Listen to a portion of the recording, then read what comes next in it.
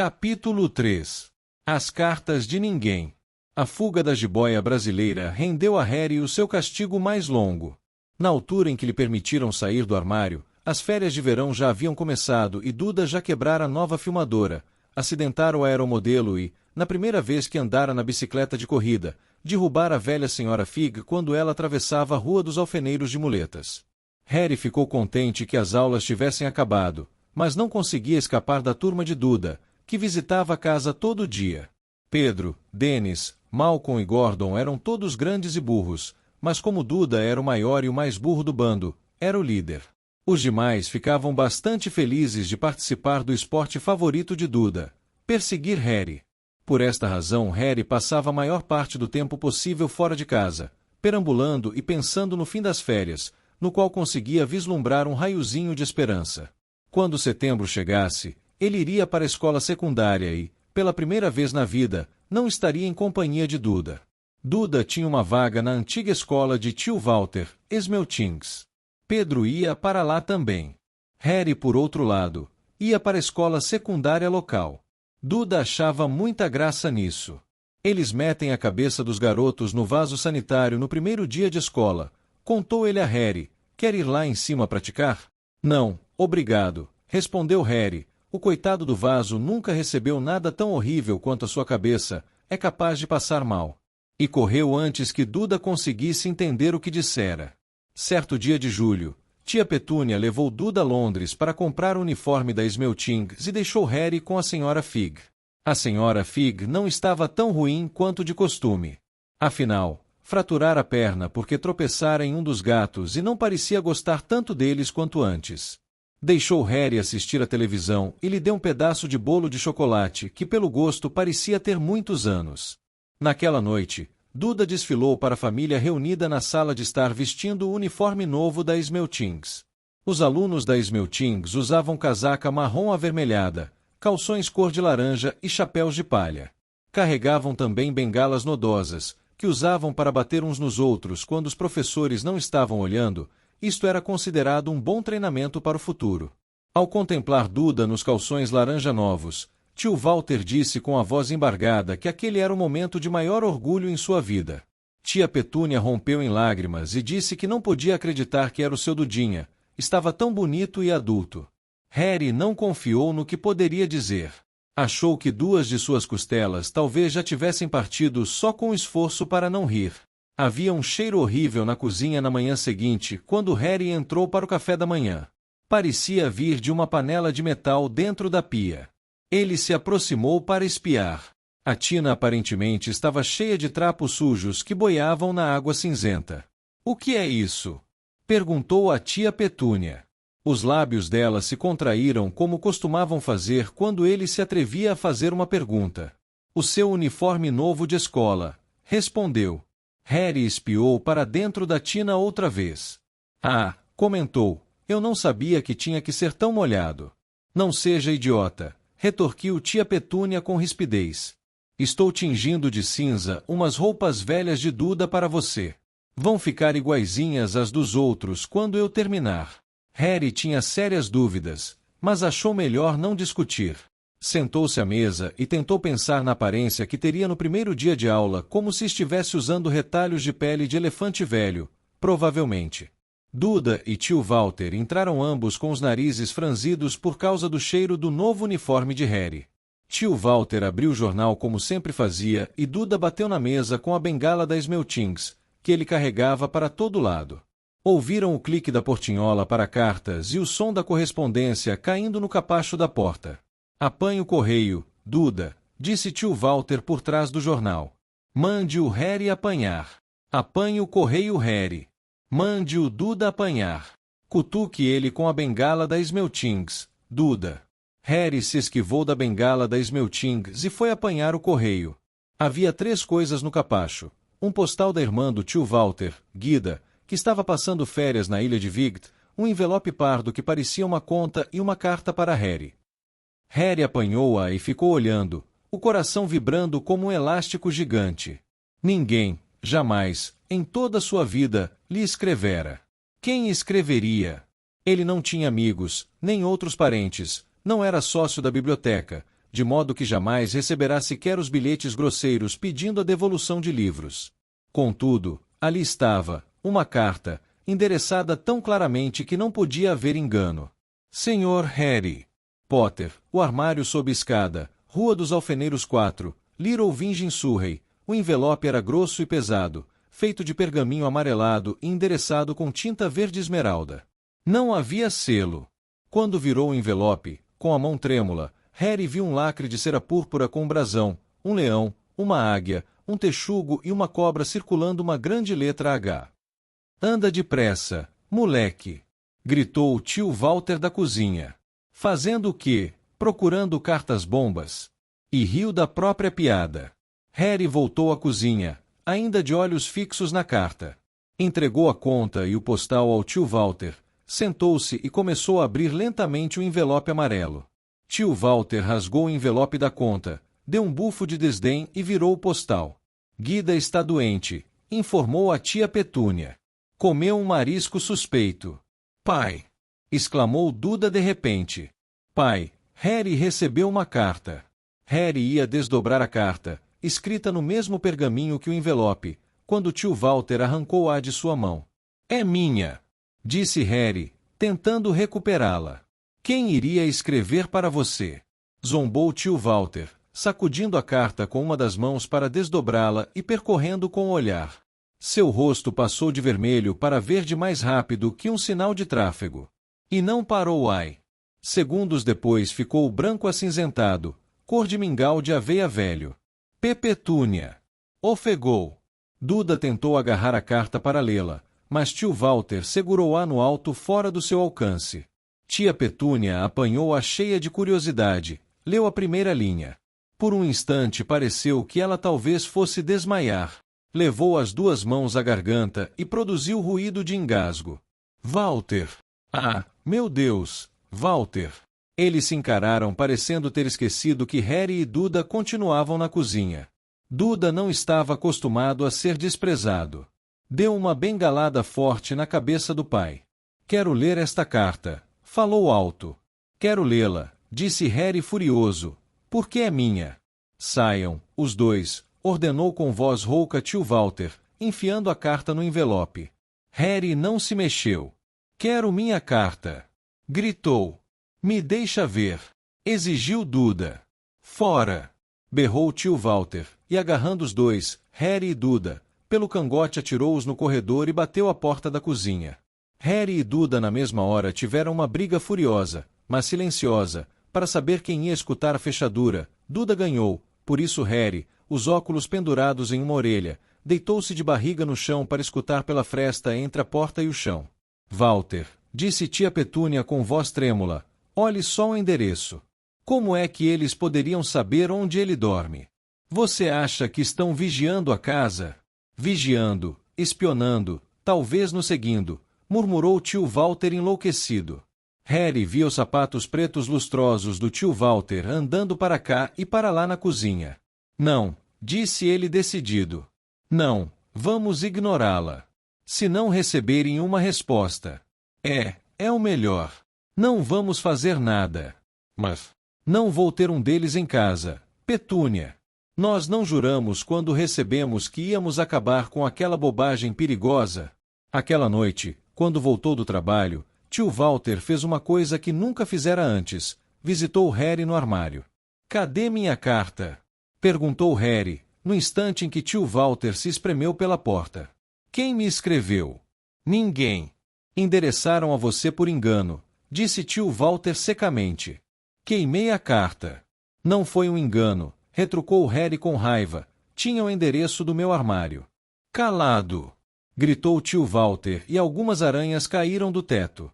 Ele inspirou algumas vezes e então fez força para produzir um sorriso que pareceu bem penoso. Sim, Harry, sobre este armário. Sua tia e eu estivemos pensando. Você realmente está ficando grande demais para ele. Achamos que seria bom se você se mudasse para o segundo quarto de Duda. Por quê? Perguntou Harry. Não faça perguntas, disse com rispidez o tio. Leve essas coisas para cima agora. A casa dos Dursley tinha 4 quartos, um para tio Walter e tia Petúnia, um para hóspedes, em geral a irmã de tio Walter, Guida, um onde Duda dormia e um onde Duda guardava todos os brinquedos e pertences que não cabiam no primeiro quarto. Harry precisou de apenas uma viagem para mudar tudo o que tinha do armário para o quarto no andar de cima. Sentou-se na cama e deu uma olhada à sua volta. Quase tudo ali estava quebrado. A filmadora, com apenas um mês de uso, estava jogada em cima de um pequeno tanque com que certa vez Duda atropelara o cachorro do vizinho. No canto estava o primeiro televisor de Duda, no qual ele enfiara o pé quando seu programa favorito fora cancelado. Havia uma grande gaiola de pássaros, antigamente habitada por um papagaio que Duda trocara na escola por uma espingarda de ar de verdade, e que estava guardada numa prateleira com a ponta dobrada porque Duda se sentara em cima dela. Outras prateleiras estavam cheias de livros. Eram as únicas coisas no quarto que pareciam nunca ter sido tocadas. Lá de baixo veio o barulho de Duda gritando com a mãe. Eu não o quero lá. Eu preciso daquele quarto.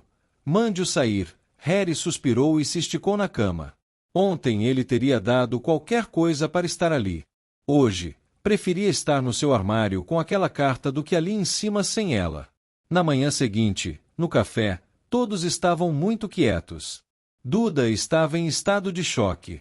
Berrara, batera no pai com a bengala, vomitara de propósito, dera pontapés na mãe e atirara sua tartaruga pelo teto da estufa de plantas e nem assim conseguirá o quarto de volta. Harry pensava no dia anterior àquela hora, desejando com amargura que tivesse aberto a carta no hall. Tio Walter e tia Petúnia se entreolhavam, ameaçadores. Quando o correio chegou, tio Walter, que parecia estar tentando ser agradável com Harry, fez Duda ir buscá-lo. Eles o ouviram bater nas coisas do corredor com a bengala da Celtins. Então ele gritou. Chegou outra. Senhor Harry Potter, o menor quarto da casa, Rua dos Alfeneiros 4. Com um grito sufocado, tio Walter saltou da cadeira e saiu correndo pelo corredor, Harry logo atrás dele. Tio Walter teve que lutar e derrubar Duda no chão para lhe tirar a carta, o que foi dificultado por Harry, que agarrara o pescoço do tio Walter por trás. Depois de um minuto confuso de luta, em que todos levaram várias bengaladas, tio Walter se endireitou, ofegante com a carta de Harry apertada na mão. Vá para o seu armário, quero dizer, para o seu quarto, chiou para Harry. Duda, saia, saia logo. Harry deu voltas e mais voltas no novo quarto.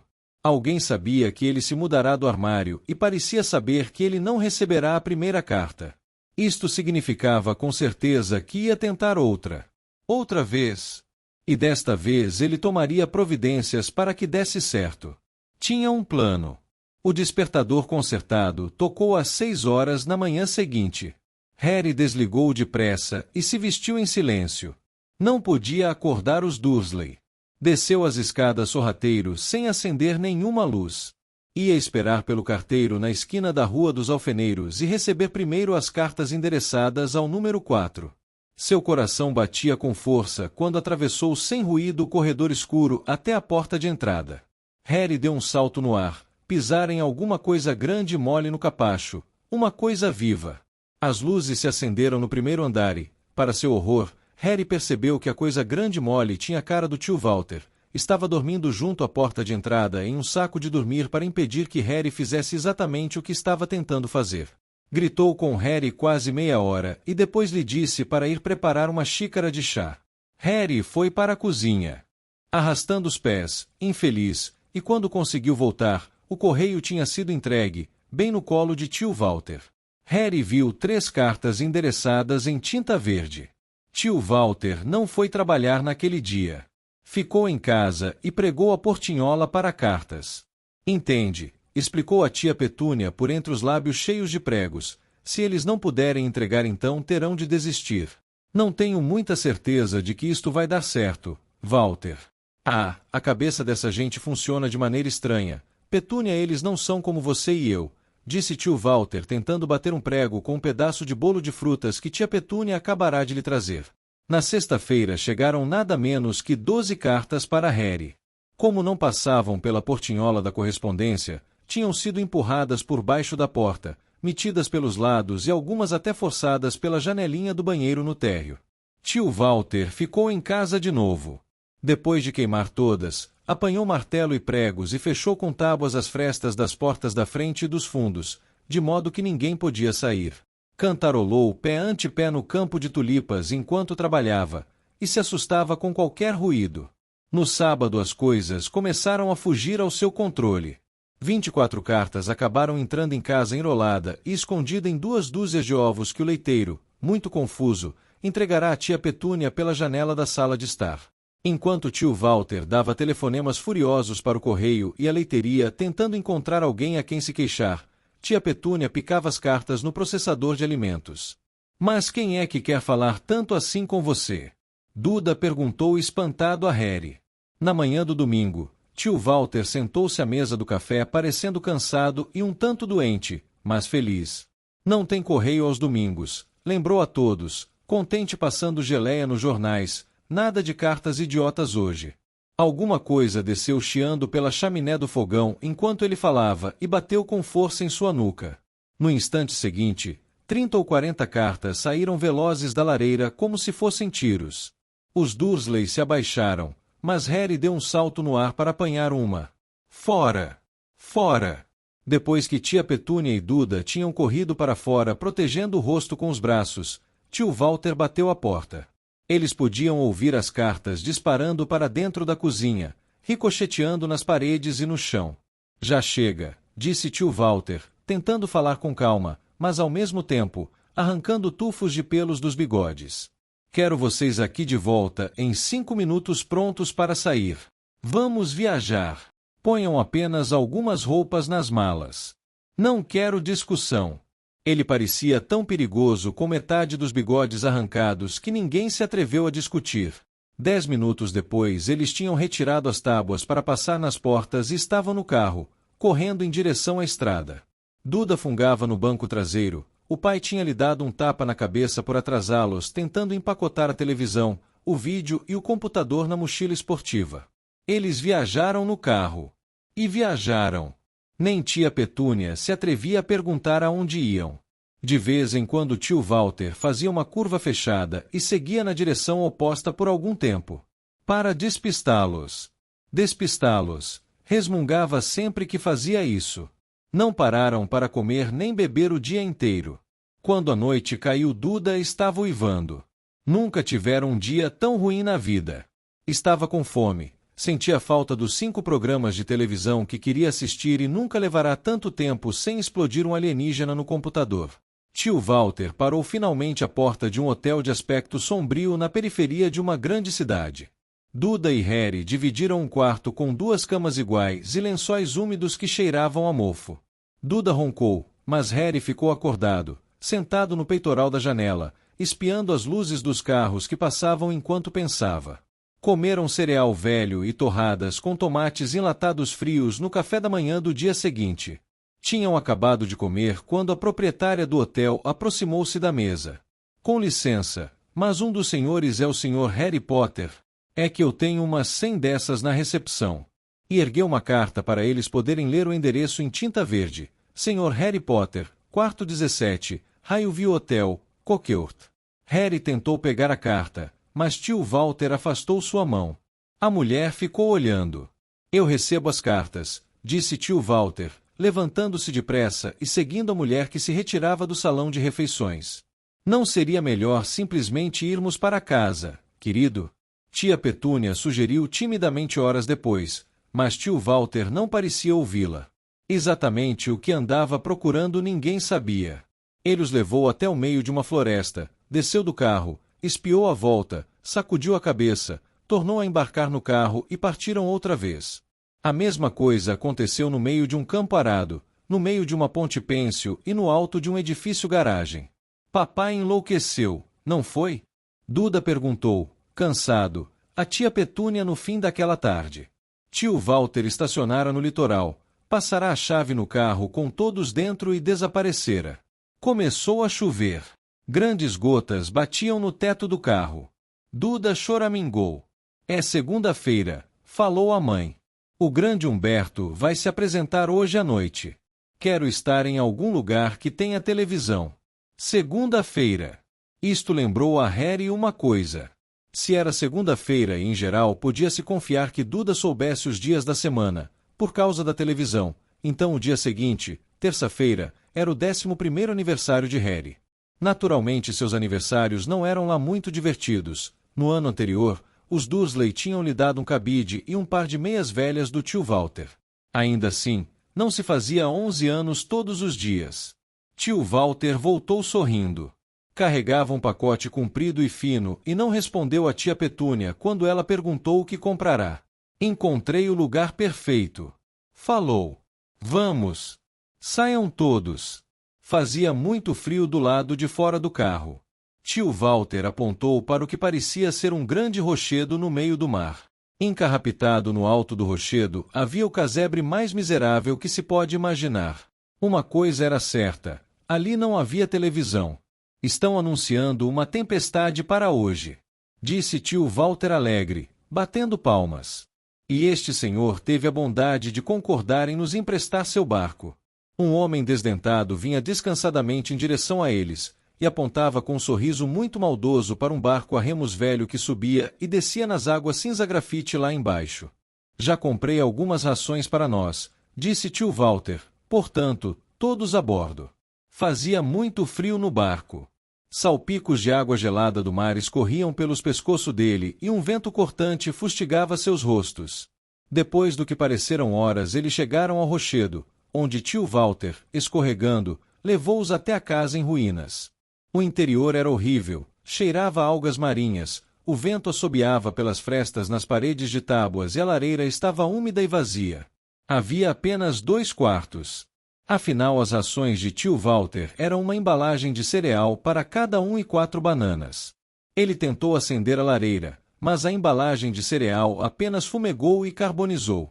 Aquelas cartas viriam a calhar agora, hein? Disse ele animado.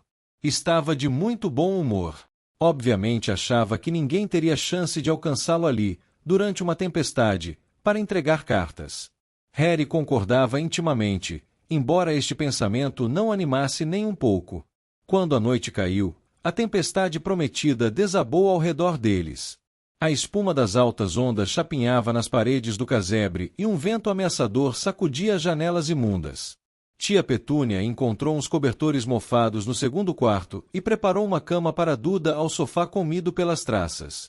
Ela e tio Walter foram se deitar na cama cheia de calombos ao lado e deixaram Harry procurar a parte mais macia do assoalho e se enrolar no cobertor mais rasgado e ralo. A tempestade rugia cada vez com maior ferocidade à medida que a noite avançava. Harry não conseguia dormir. Tremia e revirava, tentando encontrar uma posição confortável, seu estômago roncando de fome. Os roncos de Duda eram abafados pela trovoada que começou por volta da meia-noite.